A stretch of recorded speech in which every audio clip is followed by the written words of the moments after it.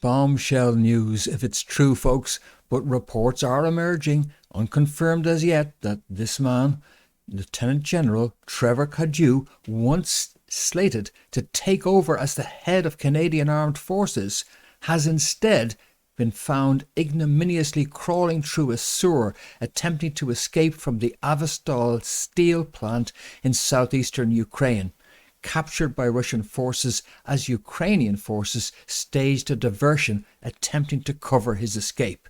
That would be a true high-value target and confirm suspicions that such an individual was in the Avostal steel plant. Trevor Cadieu had served in Afghanistan and Bosnia for Canadian's army, and he was slated to take over as its head in September of last year until a sex scandal emerged which scuppered that. Reportedly, he left for Ukraine. His whereabouts unknown. But is it true? Well, in any event, as you can see, it's gaining momentum. Big fish surfaced. Canadian Lieutenant General was exposed in Ukraine. And these are going around, as I say, Russia captures commander of Canadian Army at Avostal. Not quite, but he was set to take over as the head of the Canadian Armed Forces. Then, back in July, he contacted someone whom he'd had contact with 30 years previously and began to discuss issues of sexual allegations which were being made against him and another Canadian Armed Forces member, of events which took place 30 years ago. By September, that had escaped into the media when the alleged victim contacted the head of Canada's existing armed forces and revealed her concerns about what had happened 30 years ago, and an official investigation began. That's some of the background. And on the face of it, it might be easy to dismiss this.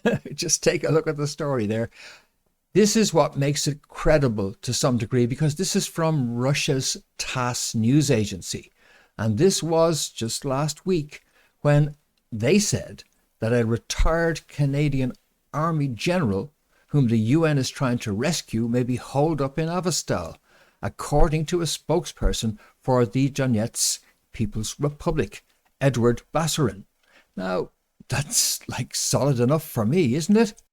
TASS news agency is hardly going to put out a story which has no substance, and other reports which are coming out about this say that that's Hunter Biden and the biolabs which were in Ukraine, and that this officer was in fact involved in that biolab enterprise in Ukraine as a commander.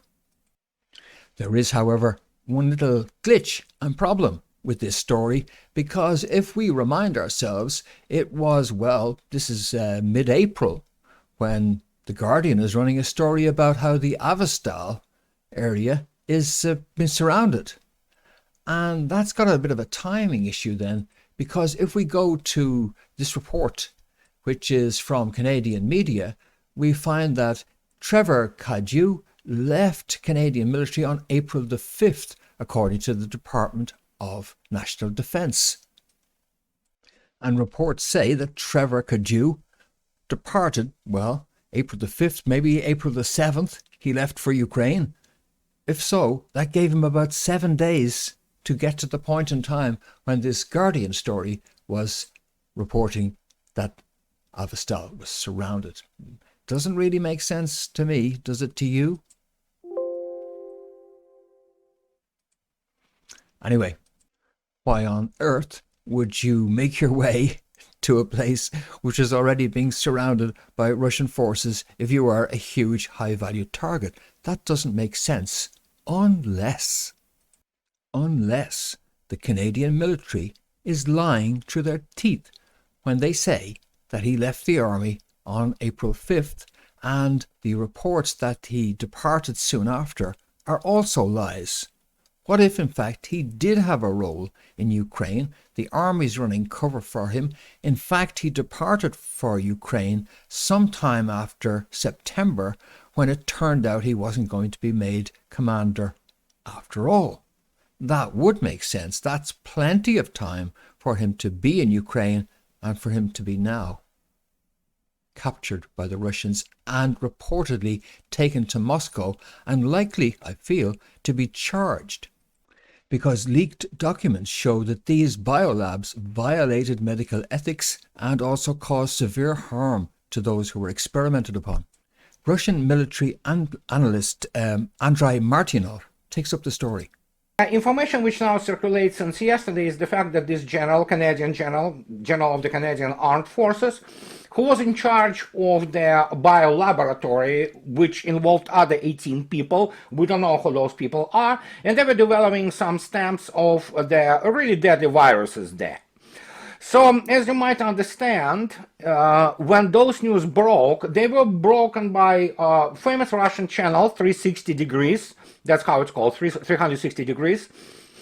And then, of course, they've been repeated by a number of other aggregate sites like Avostal and others that, okay, the guy is taken prisoner, he was trying to escape, and he's in Moscow now, and obviously he's talking to FSB, which is kind of expected if that thing happens this way, and he was a big bird, so to speak, big fish in the small pond, and that explains why there were so many desperate attempts, which were successfully interrupted with the significant loss of human life and equipment, primarily helicopters, both Mi-24s and Mi-8s of the Ukrainian forces. So they were trying desperately to get somebody out of the Avostal, which is now completely blocked, and I think so that's the first kind of signs of the real big fishes, so to speak, coming into Russian nets. And if it is confirmed, but again, I want to stress it, there is a difference, a profound difference between the possibility and probability. When people would ask me about, is it possible that this general have been caught? Oh, absolutely possible. So, how probable it is? If you would ask me to give the probability, so to speak, on that issue, I would say fairly high, but I wouldn't give it 100%. Until it is confirmed, it's difficult to say. But wouldn't give it 100%. Until it is confirmed, it's difficult to say.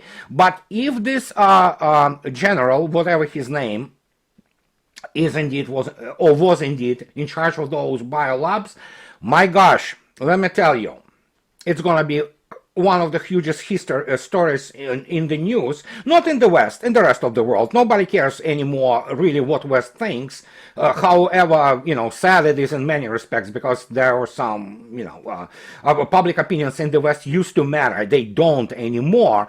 But of course, the Russians don't care about Western public opinion. They intend, however, to have Nuremberg-style trials in relation to everything that's occurred in Ukraine.